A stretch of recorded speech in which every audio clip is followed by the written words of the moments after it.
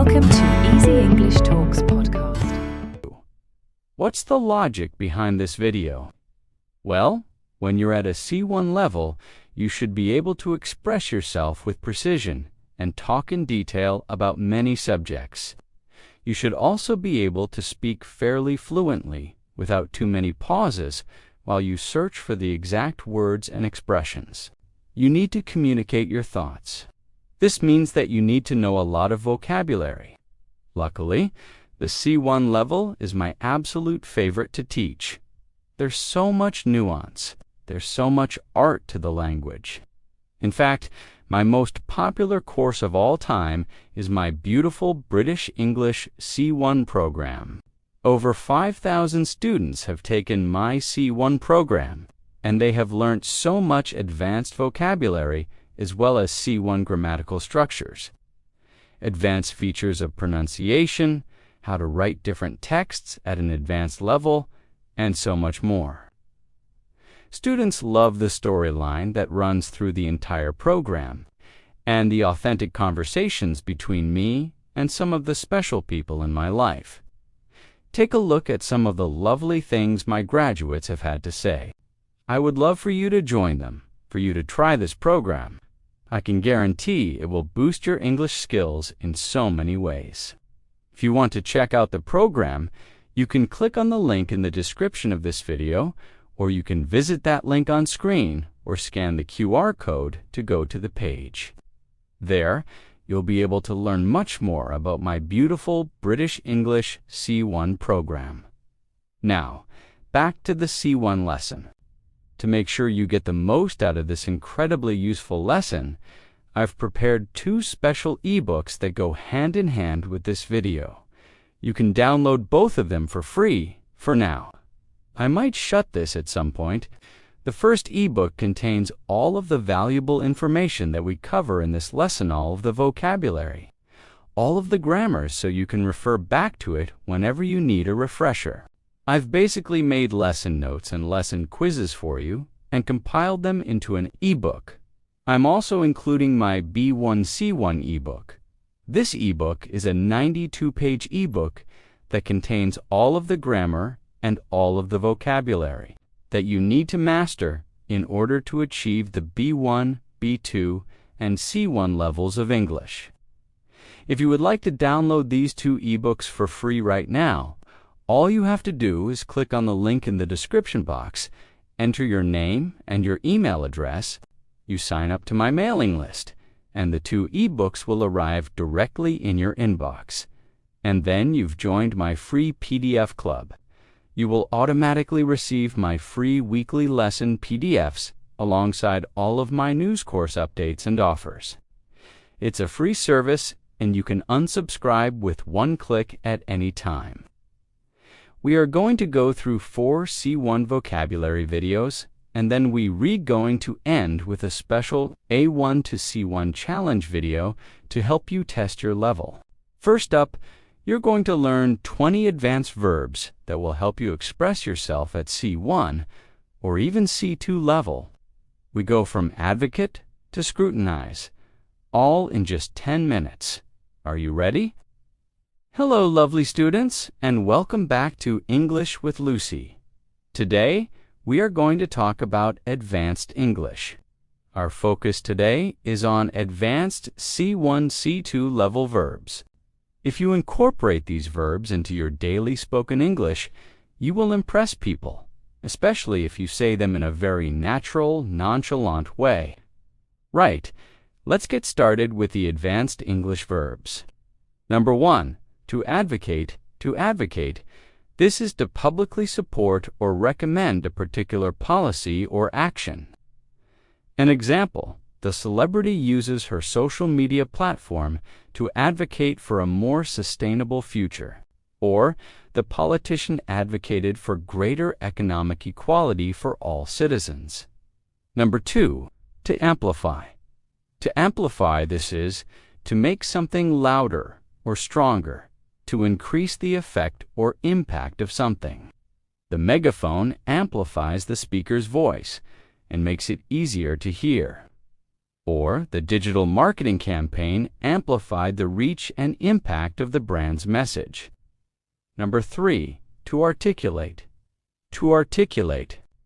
This is to express or explain something in a clear and effective way, or to pronounce words clearly and distinctly.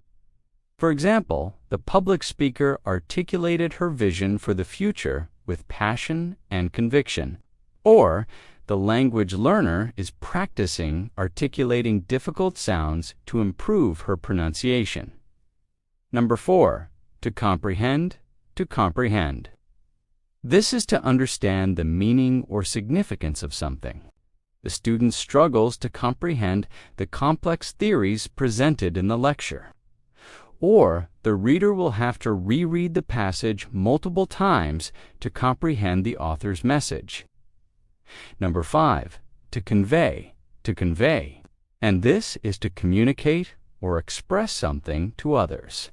This is often a message or information. The artist uses her paintings to convey her emotions and experiences. Or the journalist conveyed the breaking news to the public with accuracy and timeliness. Number 6, to corroborate. To corroborate, a lot of R's in that one. To corroborate, this is to confirm or support a statement, theory, or finding with evidence or testimony. The witness is able to corroborate the victim's account of the crime. Or the scientist corroborated her hypothesis with multiple experiments. Number 7, to decipher. To decipher, this is to discover the meaning of something written in a bad or hidden way. We can use it to talk about converting code or symbols or a foreign language into understandable language. The traveler struggled to decipher the foreign language on the menu. Or the detective will have to decipher the hidden meaning behind the suspect's cryptic message. Next, we have to differentiate. To differentiate. This is to distinguish or to recognize the differences between things or people. The sommelier is able to differentiate between the subtle flavors in the wine, or the teacher developed lesson plans to help students differentiate between similar concepts. Number 9, to dissect. To dissect, this is to analyze or examine something in detail, often by breaking it down into its components or parts. The scientist dissects the specimen to study its internal structure, or the literary critic dissected the novel to explore its themes and symbols. Next, we have to efface. To efface. And this is to remove or erase something intentionally, so it's no longer visible or noticeable. The politician tried to efface the scandal from his public record with a new campaign. Or the storm winds are so strong that they are facing the markings on the road. Next, number 11. We are over halfway there. Elaborate, elaborate. I love this word. It means to add more detail or explanation to something, often to expand or to clarify a concept, idea, or thought. The designer elaborated on her original concept after receiving feedback from the client. Or, I can see you didn't understand, so I'm going to elaborate on my point. Next, we have to exacerbate. To exacerbate. And this is to make a situation or problem worse. The drought exacerbated the water shortage in the region.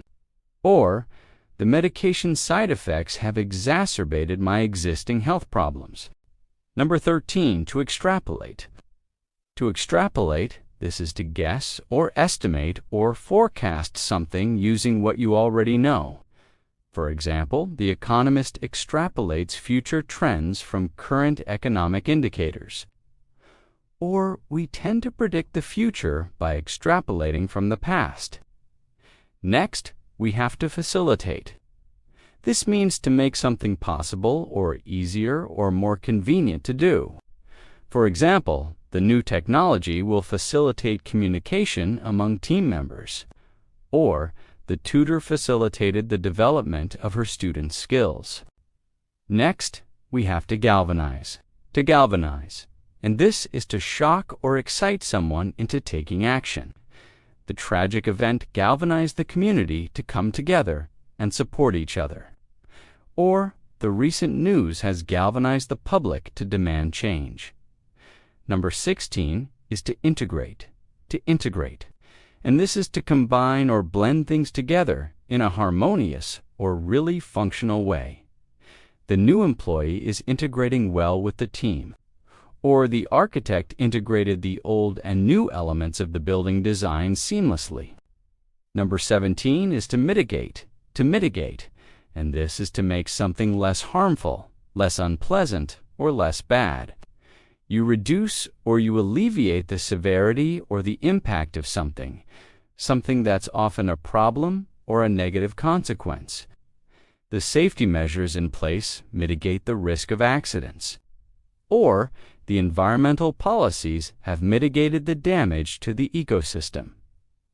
Number 18 is to perceive.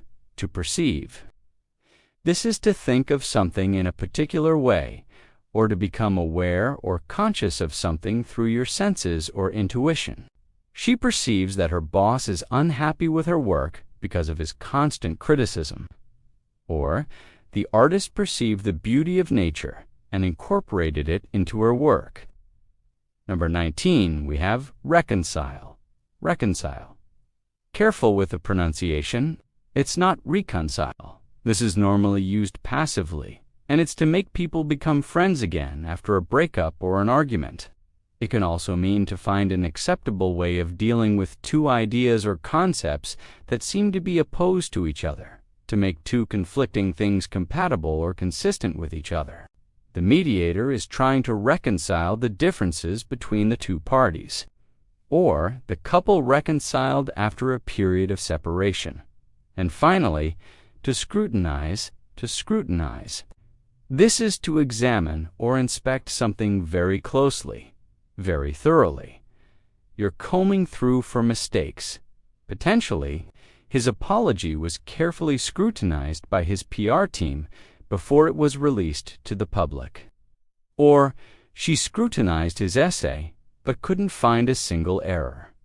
Right? Those were your 20 incredibly advanced English verbs. As I mentioned, they are C1 to C2 level. Okay, what did you think of that? Those advanced verbs really help you to articulate your ideas precisely. Oh, I used articulate. Now, in that lesson, you saw 20 advanced verbs, which is quite a lot. But if you want to achieve a C1 level in English, you need to learn many, many more. And that is where my beautiful British English C1 program comes in. In the program, there are so many verbs, including tons of phrasal verbs. But by the end, my students have an enormous bank of vocabulary to draw from. You'll find super advanced verbs like gazump and to shell out. If you'd like to learn more about it, or you'd like to sign up for it, click on the link in the description box. Okay, next lesson. This one is going to take your descriptive abilities to the next level. There are some really beautiful words in this video, and I know you're going to love them as much as I do. Here we go. Hello, lovely students, and welcome back to English with Lucy. I have a beautiful video for you today. I have chosen 20 of my favorite adjectives. They are all really advanced adjectives. I would place them at a C1 to C2 level. You're not going to hear them every single day on the streets of England, but you will see them in text, books, and you will hear them used by very well-spoken people. And if you want to become a well-spoken person, then consider learning them and incorporating them into your speech. I am a self-diagnosed logophile, meaning I love words and I love learning new beautiful words, and I'm passing on that gift to you. Let's get started with the lesson number 1. Our first adjective is ambivalent. Ambivalent. And this means having or showing mixed feelings or contradictory ideas about something or someone. For example, I feel ambivalent about accepting the job offer because it pays well, but the work is not interesting. or she has ambivalent feelings towards her ex-husband, both loving him and hating him. Number 2 is capricious. Capricious, and I find this one particularly beautiful. And if you are capricious, you are given to sudden and unaccountable changes of mood or behavior. His capricious behavior made it difficult for his friends to keep up with his moods. Or the weather is capricious this time of year, with sunny days followed by sudden rain showers. Number 3, great one, derogatory. Derogatory. This means showing a critical or disrespectful attitude towards someone or something. His derogatory comments about women angered many people, or the newspaper received complaints about a derogatory article they published about a minority group. Number 4, not such a common one. The very beautiful, all the same. And it's actually pronounced in 2 ways. In British English, the most common version is esoteric. You will also hear people saying esoteric. The meaning of this one is particularly useful. It means intended for, or likely to be understood, by only a small number of people with a specialized interest or knowledge. So if something is esoteric, it's likely to exclude people.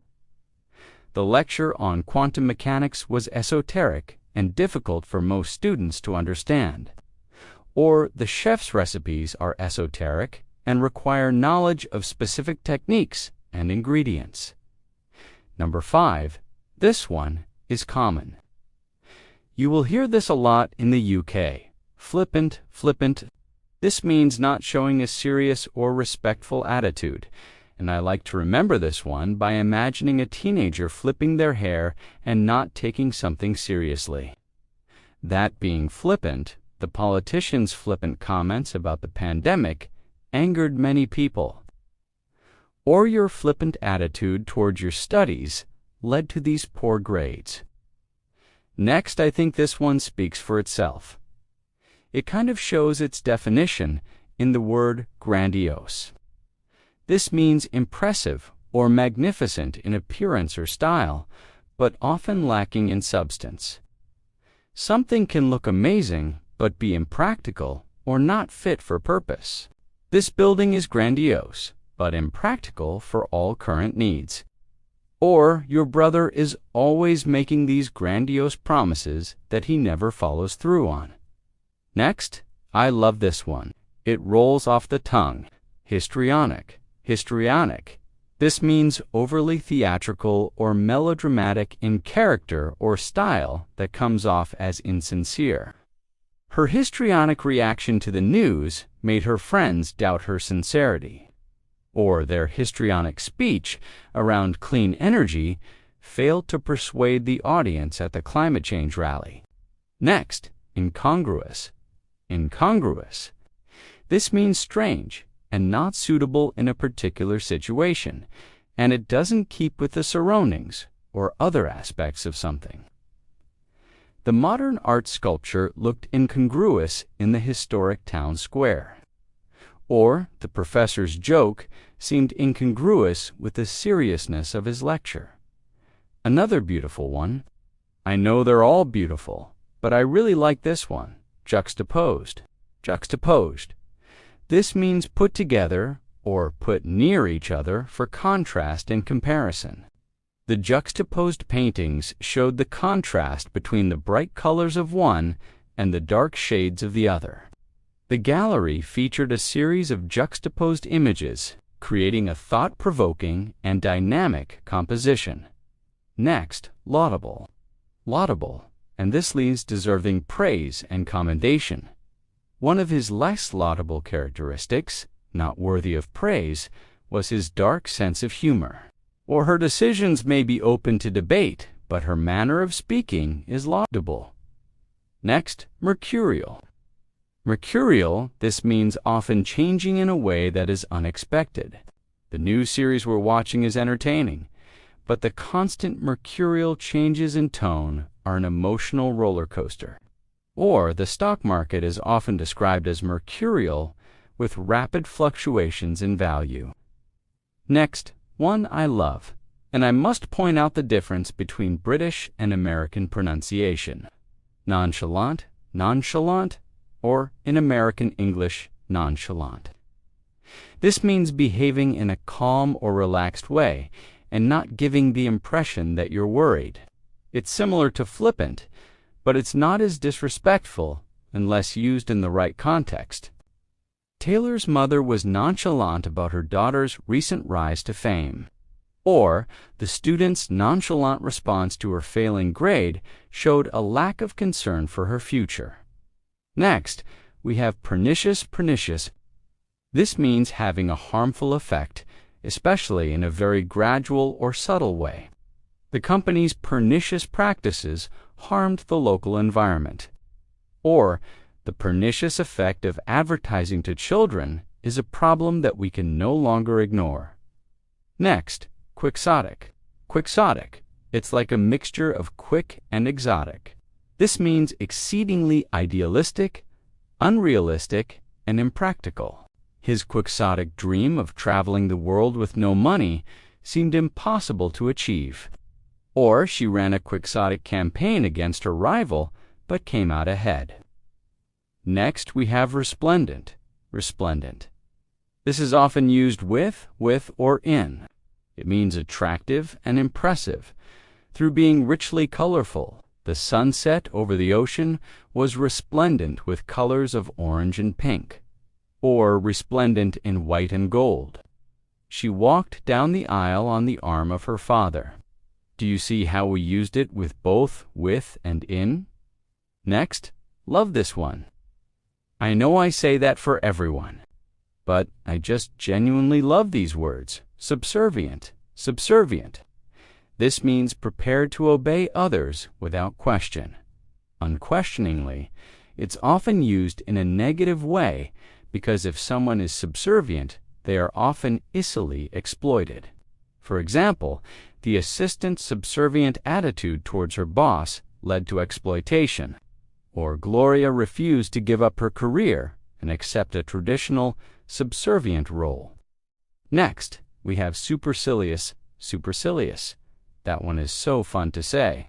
If you're supercilious, you behave or look as though you think you are superior to others. His supercilious demeanor towards his audience was met with disapproval. Or her writing often has a supercilious tone, which makes it hard to connect with. Tenacious. Do you remember the band Tenacious D? They recognized it as a great word, and a great word it is, tenacious. This means keeping or tending to keep a firm hold of something, or not giving up easily, or being really determined. Her tenacious grip on the rope allowed her to climb the steep cliff. Or, although he experienced many setbacks, he remained tenacious in his pursuit of becoming an MP. Next, don't be fooled by the first letter, U. We pronounce it with the U sound, ubiquitous, ubiquitous. This means very common or found everywhere. Smartphones have become ubiquitous in modern society, where the company's logo was ubiquitous on billboards throughout the city. Very common. Now we have vicarious vicariers, although in American English they're more inclined to say vicariers. British English, vicariers. This one we use in front of a noun. It means experienced in the imagination through the feelings or actions of another person. You'll often hear us saying, I'm living vicariously through you. I'm living through your experiences. He experienced a sense of vicarious nostalgia when he listened to his parents' stories about their youth. He couldn't actually experience it. He had to experience it by imagining what it would be like. Or watching action films allows people to experience vicarious thrills and excitement. Thrills and excitement through other people. Right? That's it for today's lesson. I hope you enjoyed it. I hope you learned something. Well, did you like the sound of one of my favorite words in that video? Capricious. Capricious. It's such an exquisite word. Some of those adjectives were really advanced, and they're guaranteed to help set you on the path towards achieving an advanced level in English. A huge part of being at C1 is having the ability to produce clear and detailed descriptions. So adjectives are crucial, but 20 adjectives aren't enough. You will need many more, and you can find them in my beautiful British English C1 program. A lot of the words in there really are stunning, like whimsical and palpable. They sound so nice. If you're ready to take on the challenge of reaching a C1 level, come on over, click the link, or scan that QR code. But if you're thinking, I love those adjectives, but what about describing people? Stay right there. Next, we're going to learn how to describe physical appearance in advanced English. Say goodbye to he is tall, and say hello to he's a bit lanky. Are you ready? Let's go. Hello, lovely students, and welcome back to English with Lucy. In today's video, we're going to talk about appearance, but we are going to go way beyond the phrases that you learn when you first start studying English. You know I have blonde hair and blue eyes.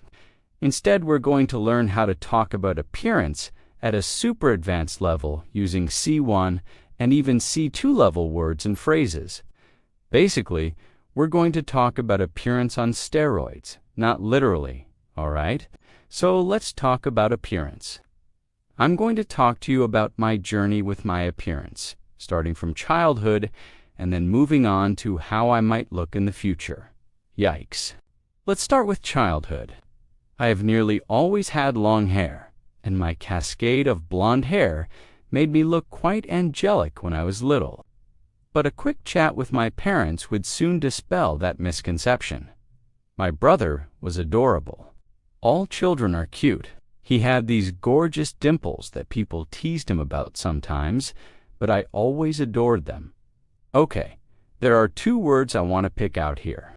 Firstly, we have angelic. Angelic, which means like an angel, angelic, angel-like. We can use it to describe appearance, but also personality. If you're beautiful, or if you're good, or if you're kind. Allie had an angelic smile, and no one could stay angry with her for long.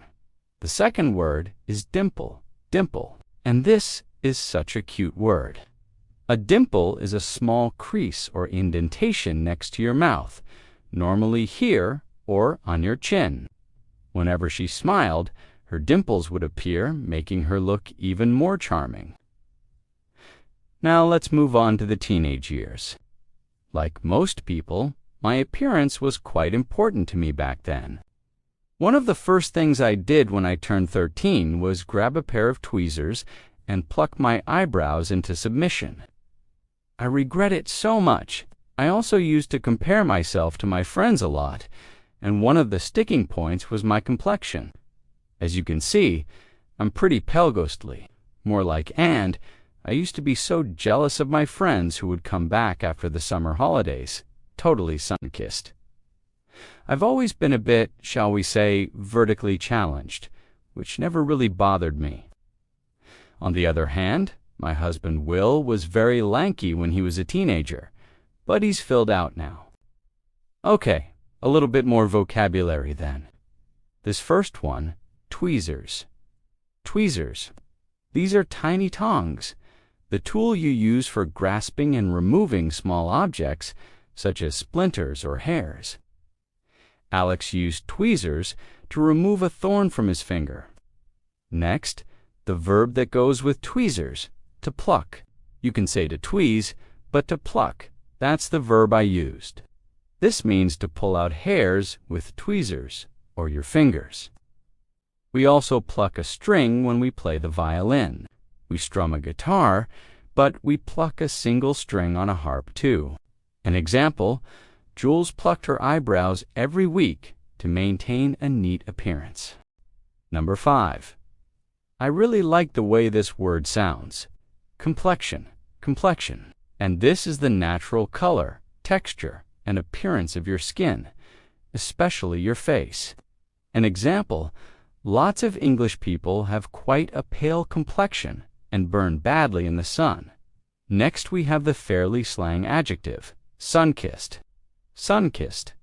This basically means tanned. I mean kissed by the sun.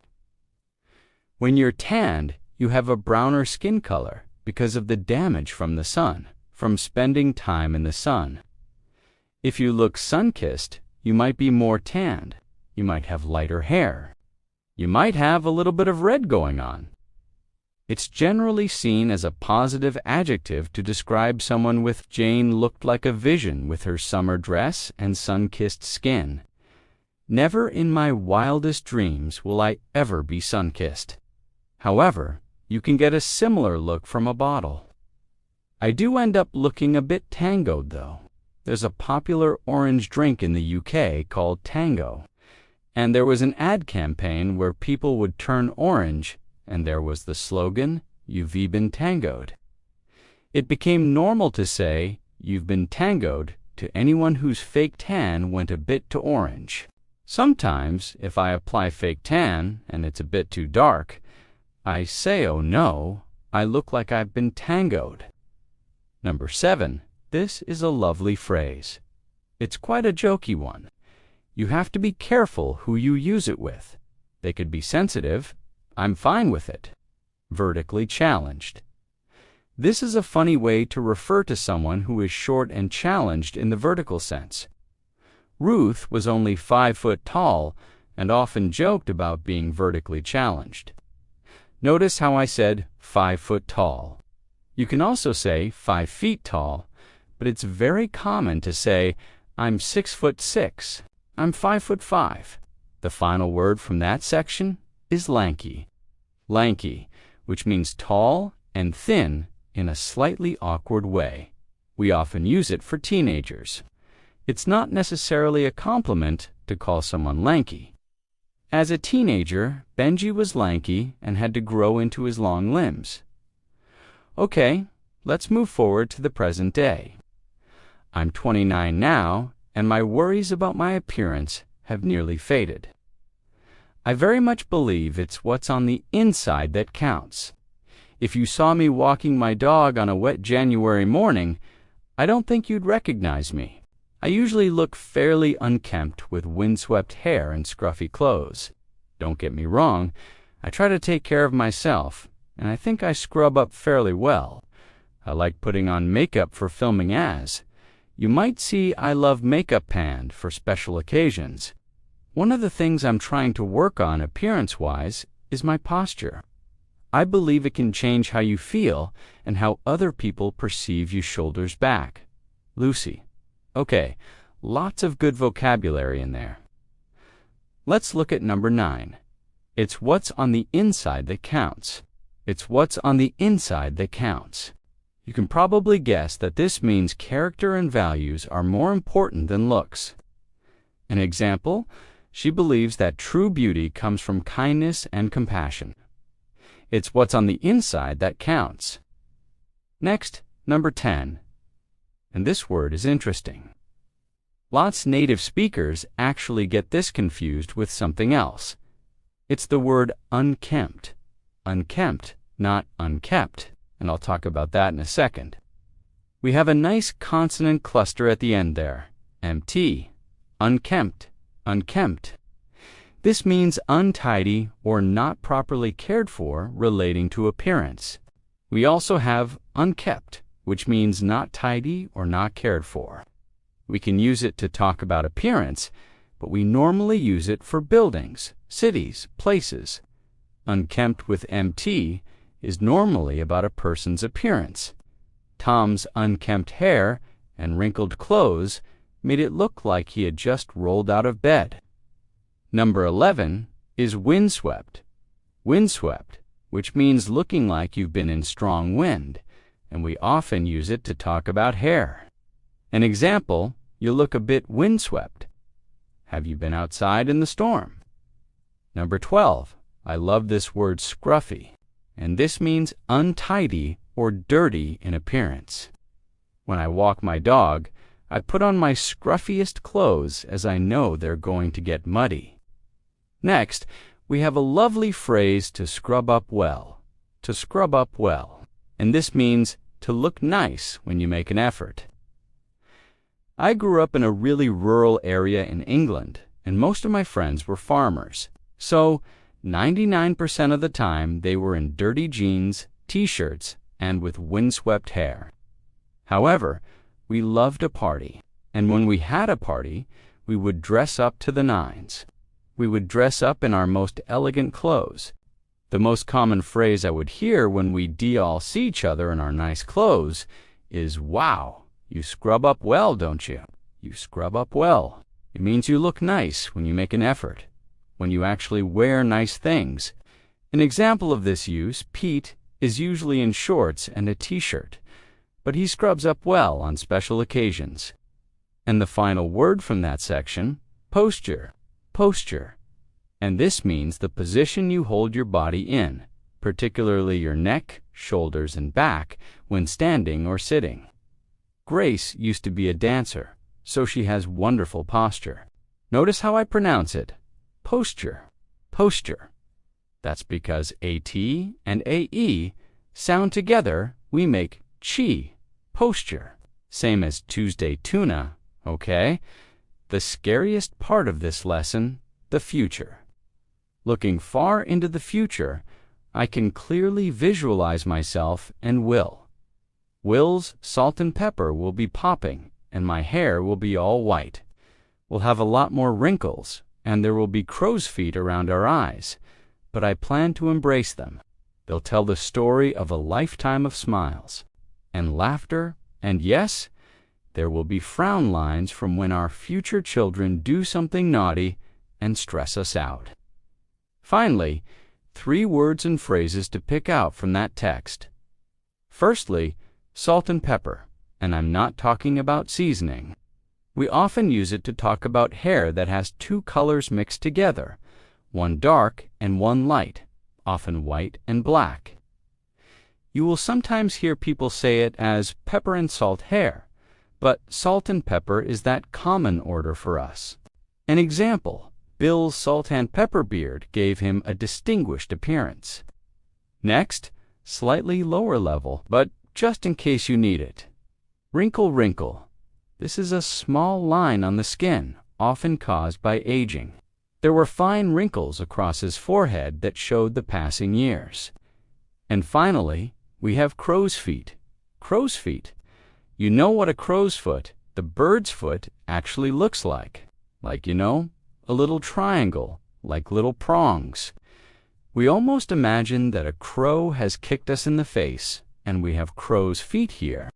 They're the small lines around the corners of your eyes caused by aging, but mostly caused by laughter and smiling. Lots of people call them laughter lines.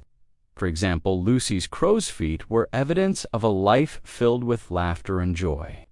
That's what I hope, anyway. All right, that is everything I have for this video about describing appearance at a more or less C1 level. When you get to the higher levels, it's hard to say exactly which word is at what level, but in general, that was fairly advanced. Now, I have some homework for you. I would like you to describe your appearance, or, if you don't want to describe yourself, the appearance of a celebrity or person you adore. Try to use some of this vocabulary if you can, and bring in other more advanced words and phrases. I'll be looking at as many as I can. I'd also love to know if you've experienced a similar journey with your appearance. How is that? How many of you out there can relate to looking a bit unkempt in the mornings or evenings, or any time of day? So there were a lot of words to describe appearance in that video. But what about personality? Because after all, it's what's on the inside that counts. We go into great detail on the topic of describing character. In my C1 program, ULL, learn when to describe someone as a wallflower, or whether inquisitive is a positive or negative characteristic. You know the drill by now. The link's in the description box, if you do want to join. Okay. Next vocabulary lesson. In this lesson, you're going to learn 21 advanced phrases that you can use to talk about lifestyle and well-being, people and work. Are you ready? Hello, lovely students, and welcome back to English with Lucy. Today we are focusing on an advanced level of English. This is an advanced C1 level vocabulary lesson. We are going to deep dive into 21 advanced English words and phrases that will elevate your level of proficiency in English. The words and phrases are divided into 3 topics. We have lifestyle and well-being, people and work. And I am going to give you a short quiz after each section to check if you can remember what you've learned. Let's start with lifestyle and well-being. Firstly, we have at face value. At face value means accepting something as it appears to be without questioning its true nature or its authenticity. For example, you shouldn't take everything you read about nutrition at face value. Always verify the information is from reliable sources. Next, we have to have a crack at something. To have a crack at something, this means to attempt or try something, often for the first time or with great enthusiasm.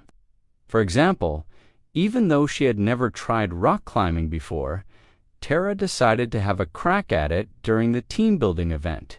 We also have a lovely one, to burn the midnight oil. To burn the midnight oil. This means to study or work late into the night, often to complete a task or to prepare for something or meet a deadline, for example. With exams approaching, Sarah found herself burning the midnight oil to cover all the required material. We also have to strike a balance. To strike a balance, this means to find a compromise or a middle ground.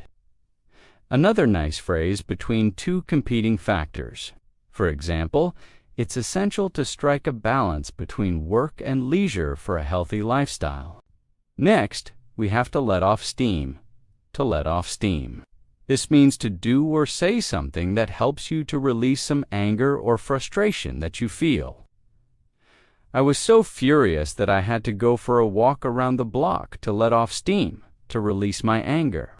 We also have to count one's blessings. This one's lovely. This means to make an effort to be grateful for the good things in your life, to count your blessings. For example, when I'm feeling down, I try to remember to count my blessings and be grateful for what I have. Sometimes we use it in a sarcastic or patronizing way.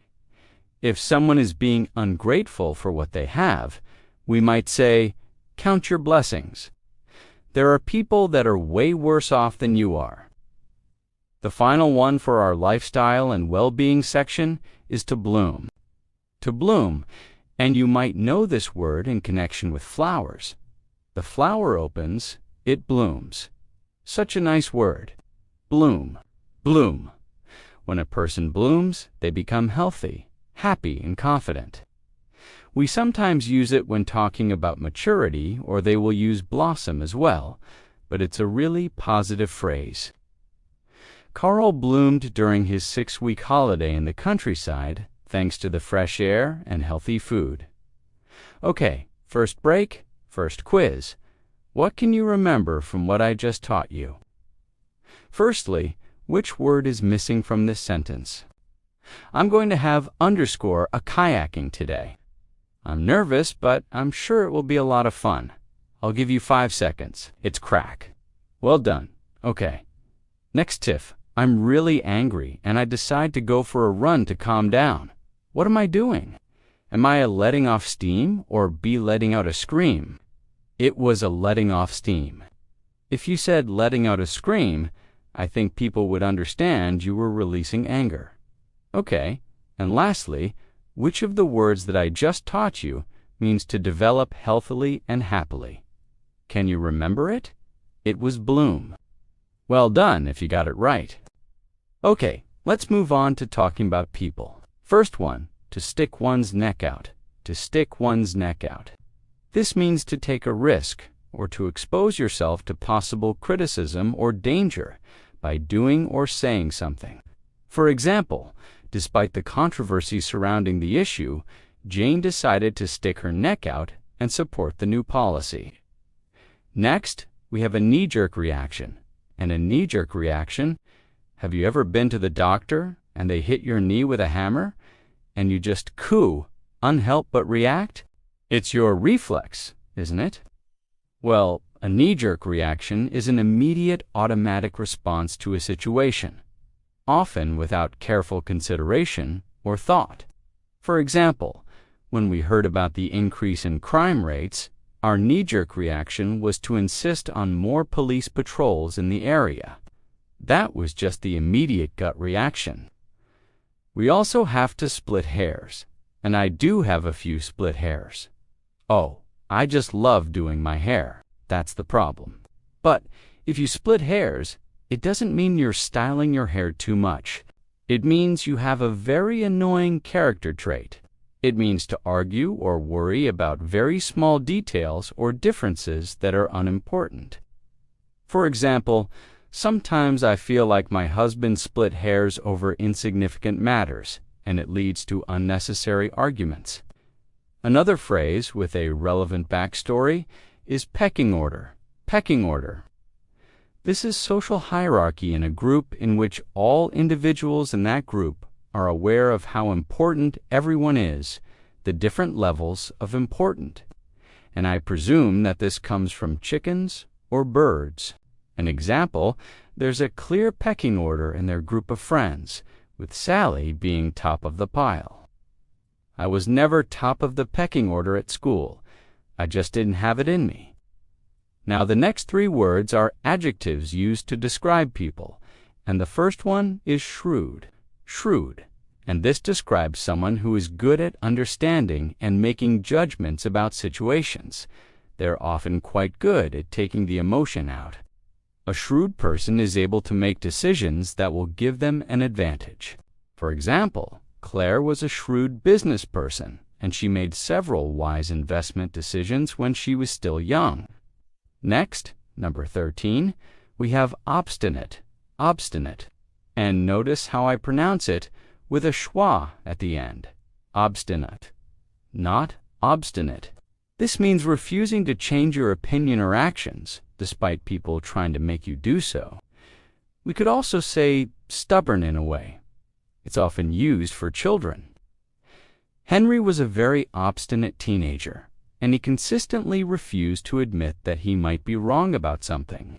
An extra little Lucy's note.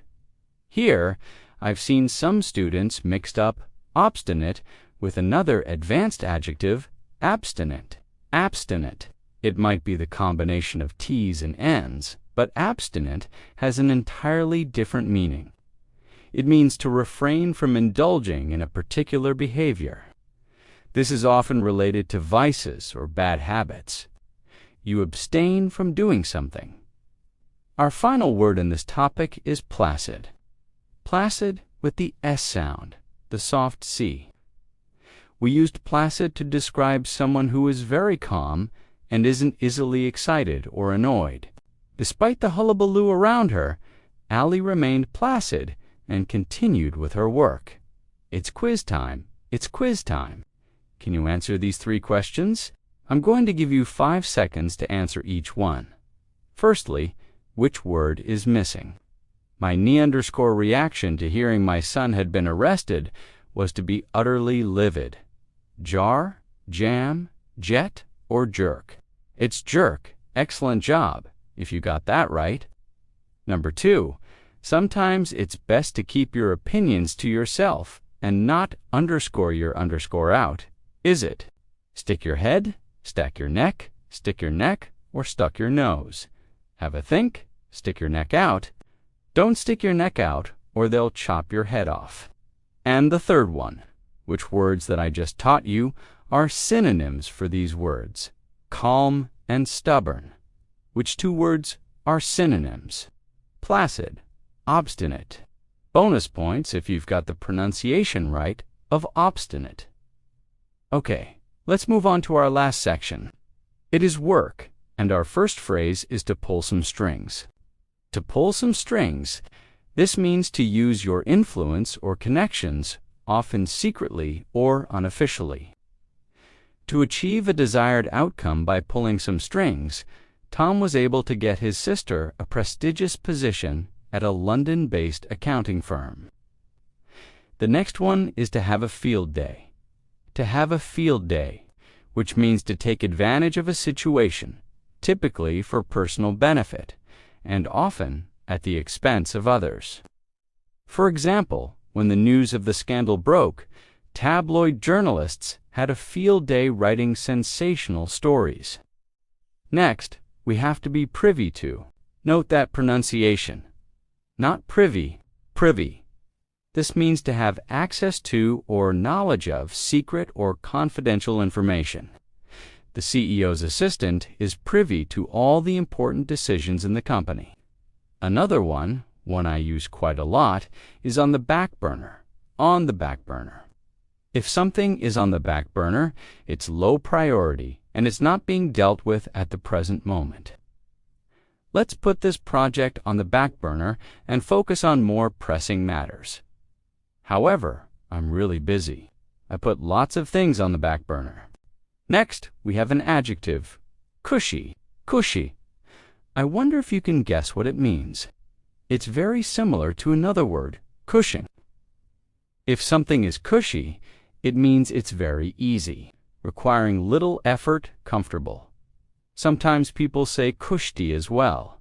This is slang, but we use it in professional situations. Ellen got a cushy job that pays well but allows her lots of free time. Number 20 is a fantastic idiom. It is to get your foot in the door. To get your foot in the door. This means to enter a company or organization at a low level with a chance of being promoted or being more successful in the future. Lena got her foot in the door as an intern, but she worked her way up to department head in just a few years. And my final phrase for you is to go belly up. To go belly up. And we use this to talk about companies, and it means to fail completely and to have to close. The business went belly up after just a year of trading. Okay, it's that time again. Quiz time. Which word is missing?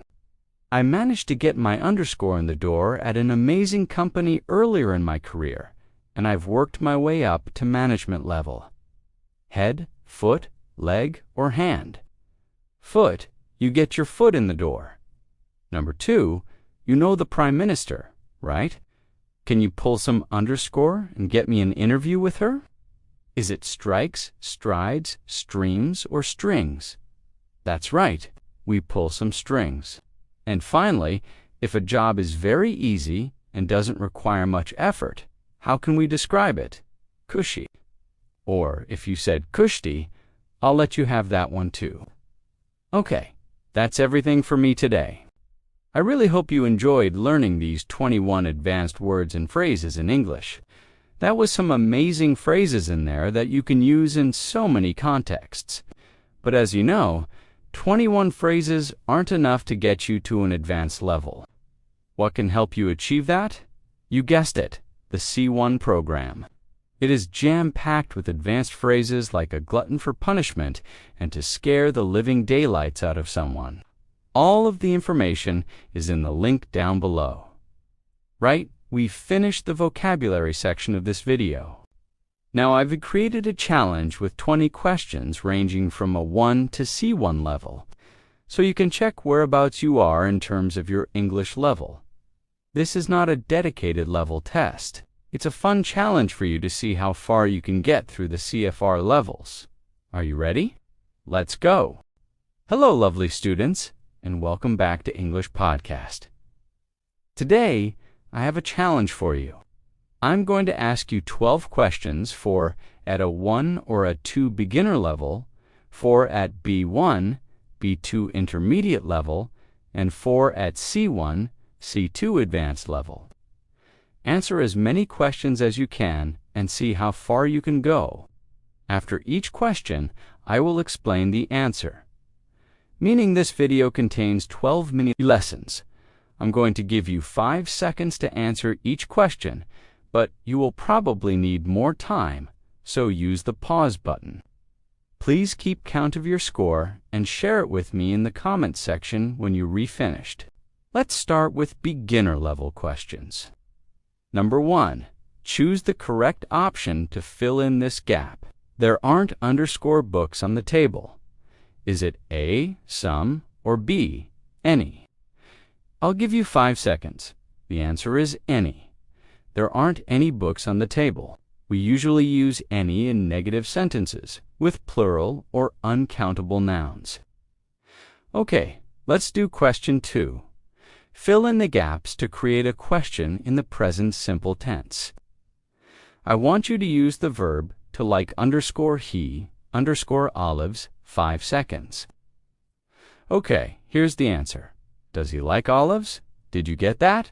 To make yes/no questions in the present simple, we often use do or does. We used does here because the subject is he and the verb is in the base form, like not likes. All right, question number 3. Fill in the gap using the correct form of the word easy to compare English to German. Ready? I think English is underscore than German. 5 seconds. Are you ready for the answer? I'm also checking your spelling. Easier. Did you spell that right? When a 1 or 2 syllable adjective ends in a consonant plus y, we usually make the comparative by removing the y and adding eri, eres, easier, pretty, prettier, for example. Let's look at sentence 4, and this is your last one at a 1 A2 level. Ready? Choose the correct option to fill in the gap. Oh no, he underscored that mere underscore. Watch out. Is it A will break, B is going to break, or C is breaking? 5 seconds. Okay, ready for the answer? B is going to break. Oh no, he is going to break that mirror. Watch out. We used to be going to make predictions based on evidence we have now, often evidence that we can see. So how did you do on that section? Are you ready to move on to B1 and B2 level questions? Let's start with question 5. Find the mistake and correct it. Have you ever been to Tokyo? Yes, I've been in 2019. I'll give you 5 seconds. Are you ready for me to reveal the answer? The mistake was using Ivan, which is the present perfect simple tense with a specific time reference in 2019. If you want to use a specific time reference, you should use the past simple I went in 2019. You could also remove the time reference from the sentence. Have you ever been to Tokyo? Yes, I've been. It would be more natural to say, yes, I have, but yes, I've been is okay. Let's look at question 6. Choose the correct option to fill in the gap. I finally got round to underscore that film you recommended. Is it A, watch, B, watched, or C, watching? 5 seconds. The answer is C, watching. To get round to or to get around to is a phrasal verb, meaning to find the time to do something.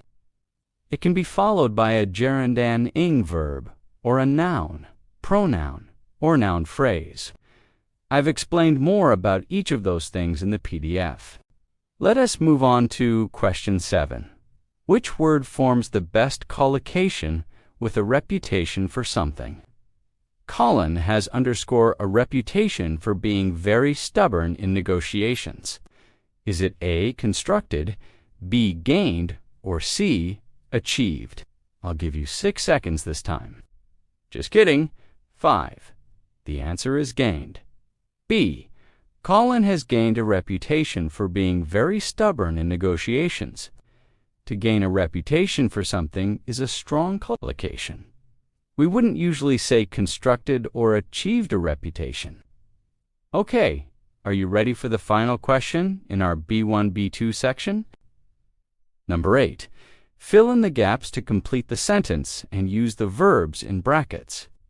If the weather underscore be better yesterday, we underscore eat outdoors. However, it was pouring, so we ate inside. 5 seconds for that one. Are you ready for the answer? If the weather had been better yesterday, we would have eaten outdoors. This is a third conditional sentence. The structure is if plus past perfect, comma, would have plus past participle. We use the third conditional to imagine a different past. It's a hypothetical conditional because we can't change the past. Okay, that's the end of our B1, B2 intermediate section. And remember that the PDF and interactive exercise pack will really help you to understand and remember what you're relearning. Okay, now we're moving on to C1 and C2 level questions, and these questions are really challenging. Please don't worry if you can't answer them, but do have a go because I'm going to explain the answers, and there are more detailed explanations in the PDF. Even if you're not at this level yet, it's interesting to see what to aim for. Remember to pause the video if you need longer to think about your answer. Let S start with number 9. Think of one word to fill in the blank in all 3 sentences, and the word must be exactly the same. Sentence 1. I was at A underscore as to how to help. 2. The underscore of his mother hit Eric hard. And 3. We made A underscore during our first year in business. 5 seconds, but you may need longer. Ready for the answer? The word for all 3 sentences is loss. I was at a loss as to how to help. The loss of his mother hit Eric hard, and we made a loss during our first year in business. Explanation time. If you are at a loss, you don't know what to do or say. That's the first sentence. In the second sentence, loss means the death of a person. In the third sentence, loss means the money, a business lost, and it's the opposite of profit. All right, let's move on to the next one. This is a high-level vocabulary question. Number 10. Choose the correct option to fill in the gap. The singer had a wonderfully underscore voice that was perfect for jazz. Is it A, gruff, B, husky, or C, hoarse? 5 seconds for you. The answer is B, husky. The singer had a wonderfully husky voice that was perfect for jazz. Now gruff, husky, and hoarse have similar meanings. We can use them all to describe the sound of someone's voice. However, gruff usually has a negative connotation. A gruff voice is low, deep, and sometimes unfriendly. Hoarse also has a negative connotation. If someone's voice is hoarse, it's rough and unpleasant, often because someone has a sore throat. A husky voice is also low and rough, but it's often in an attractive way. It's essential to know these nuances in meaning when you get to an advanced level in English. Nuance is something we really focus on in my beautiful British English C1 program. If you'd like to learn more about that, visit EnglishWithLacy.com. Okay, let's move on to question 11. You might recognize this question type from English exams. Ready? Use the word brink to fill in the gap and make the second sentence mean the same as the first. Do not change the word brink. You can use between 3 and 6 words in the gap. Ready? First sentence, medical advances should soon produce a breakthrough in gene therapy. Second sentence, this one's for you. The medical community is thought underscore a breakthrough in gene therapy. 5 seconds, but I honestly think you'll need longer. Ready for the answer? The medical community is thought to be on the brink of a breakthrough in gene therapy. Did you get that? If you did, well done. That's amazing. If you are on the brink of something, a new or different situation is about to begin. It implies that something is going to happen, or someone is going to do something in the very near future. There was also an impersonal passive structure in that sentence. The medical community is thought to be, again, there is more about that in the PDF if you want to learn about it. Now, the final question, number 12, and then you can share your score with me. Number 12. Change the form of the highlighted word so that it fits in the gap. Ready. The city was underscored by large stone walls. The highlighted word is circle. I'll give you 5 seconds to think this through. Okay, the answer is encircled. The city was encircled by large stone walls. Did anyone get that? That question was all about word formation, something that, again, we cover in great detail in my beautiful British English C1 program. In this case, we took the word circle and made it into a past participle by adding D, and we added the prefix E. N, to encircle, means to surround completely. We would unsay circled because that means moving in a circle or drawing a circle around something. And that was the last question. Wasn't that a challenge? I really want to know how you did so. Please do share your score, or let me know which questions were easy or difficult for you in the comments. Sometimes, I find with my higher level students that they get the C1 and C2 questions, but then they make a mistake in an A2 question. Okay, how did you do? Did you manage to answer the C1 level questions? They were pretty challenging, so don't worry. If you did UNT, if you were able to answer quite a few of the B1 and B2 questions correctly, you might actually be ready for my beautiful British English C1 program. That program is designed to take you from a B2 or upper intermediate level of English to a C1 advanced level. If you're already at C1, don't dismiss this program because we actually overshoot C1 and cover quite a few C2 level words, phrases, and structures in the course.